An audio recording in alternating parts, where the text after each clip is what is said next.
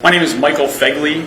What are we seeing here on this image? So the little icon that looks like a lollipop essentially is just the graphic representation of where that the cell tower is. Mr. Fegley, now we're seeing something, some text being embedded on the video. What is this?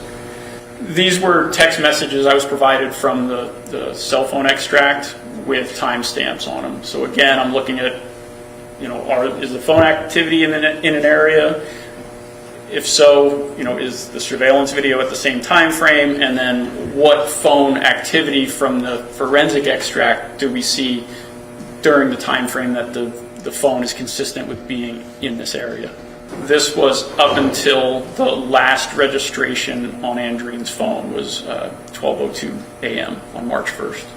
Here, Mr. Fegley, we see text messages sent by Andre's phone to Andrine's phone, one at 1:50 a.m. and another at 1:52 a.m. Yes. Is that correct? Correct. My first name is Robert, R-O-B-E-R-T. Last name is Buckman, B as in boy, U-C-H-M-A-N-N, two N's. Did he take the gun with him? He did not. He did not take the firearm or his ID, if I remember correctly,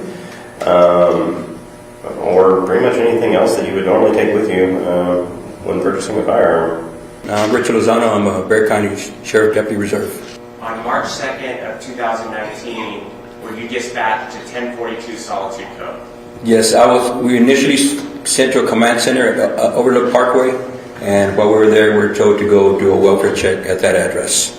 Upon arriving at 1042 Solitude Cove, what was the first thing you guys noticed? The first thing we saw there was damage to the garage door, and it was literally falling apart.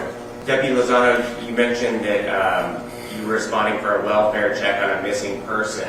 When you saw the garage, as it appears in State's Exhibit 189, what did that tell you? What did that tell y'all in your training experience? It raised a red flag because normally welfare checks, we don't come up on something like that, and so we thought maybe someone was hurt, maybe someone was in the garage hurt.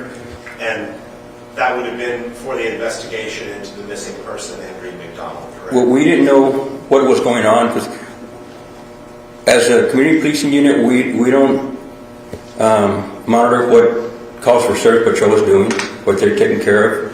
So they just said, hey, go to the command center and go meet up with someone there, and that's where we went. My name is Sergeant John Mahan. Did you make a discovery as to something different on March 2nd from March 1st? Yes. What did you discover? That white bag. Now I'm going to show you State's Exhibit number 205. Is this the same white bag that you're referencing? Correct. And 206, a closer up version. Correct.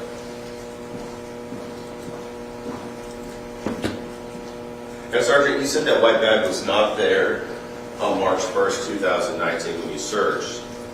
Did you look inside the contents of that white bag? Yes, to a point. And when you looked inside the contents of that bag, what did you discover? Clothing, a hammer, a flashlight, papers. I believe there were shoes in there too. Sergeant, I'm now going to show you State's 228. What's depicted here?